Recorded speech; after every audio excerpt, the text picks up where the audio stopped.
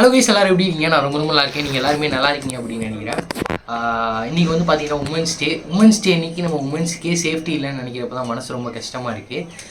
Last 2 weeks முன்னாடி ஸ்பெயினை சேர்ந்த couples வந்து பார்த்திங்கன்னா எல்லா கண்ட்ரியும் தாண்டி நம்ம இந்தியாவுக்கு வந்து வந்திருக்காங்க. அது நம்மளுக்கு வந்து ரொம்ப ரொம்ப பெருமை சேர்க்குற விதமாக அவங்க வந்து நம்ம கண்ட்ரியை தாண்டி போயிட்டுருக்கப்போ அவங்க அவங்க ஹஸ்பண்டை வந்து அடிச்சுட்டு இவங்க வந்து ரேப் பண்ணிட்டாங்க, கேங் ரேப் பண்ணிட்டாங்க.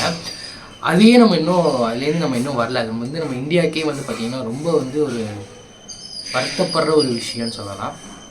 இப்போ வந்து பார்த்திங்கன்னா பாண்டிச்சேரியில் ஒரு சின்ன பொண்ணு 9 வயசு தான் ஆகுது. அந்த பொண்ணை 2 பொறுக்கிங்க வந்து பார்த்திங்கன்னா ரேப் பண்ணிட்டு போயிருக்காங்க. இங்கே இருக்க மக்கள்லாம் ஒன்று சொல்கிறாங்க, நீங்கள் கேளுங்க. நீங்க தண்டனை கொடுக்க தேவையில்ல. என்ன தண்டனை கொடுப்பீங்க?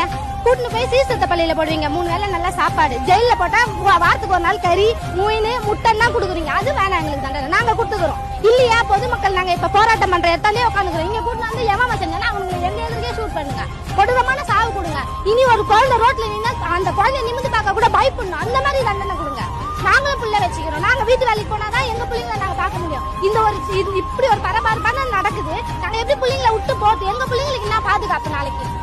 அவங்க என்ன சொல்கிறாங்க, அவனுக்குள்ளே போயிட்டு அவன் வந்து வெளியில் வந்துடுவான், ஏன்னா அவன் நல்லா சாப்பிடுவான்.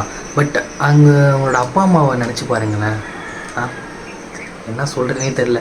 எப்படியும் நம்ம வந்து இதை பற்றி கொஞ்ச நாள் தான் பேசுவோம். அடுத்து வந்து ஐபிஎல் வந்தோன்னா அடுத்தது ஐபிஎல்லை பற்றி பேச ஆரம்பிச்சிருவோம். ஸோ என்ன சொல்கிறதுனே தெரியல. இதுக்கெல்லாம் வந்து ஒரு நல்ல ஒரு சொல்யூஷன்னா, நல்ல ஒரு தீர்ப்பு வரணும் இதுக்கு.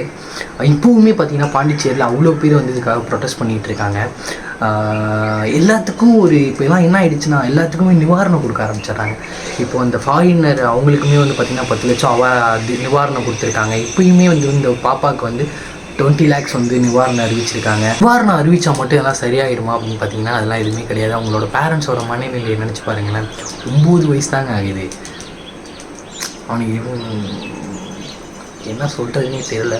ஸோ இதுக்கெல்லாம் ஒரு சொல்யூஷன்னா நல்ல தீர்ப்பு வரணும். இந்த மாதிரி அடுத்தது எவனும் பண்ண நினச்சாலே அவனை கொலை நடுங்கணும். அந்த மாதிரி ஒரு தீர்ப்பு தரணும்.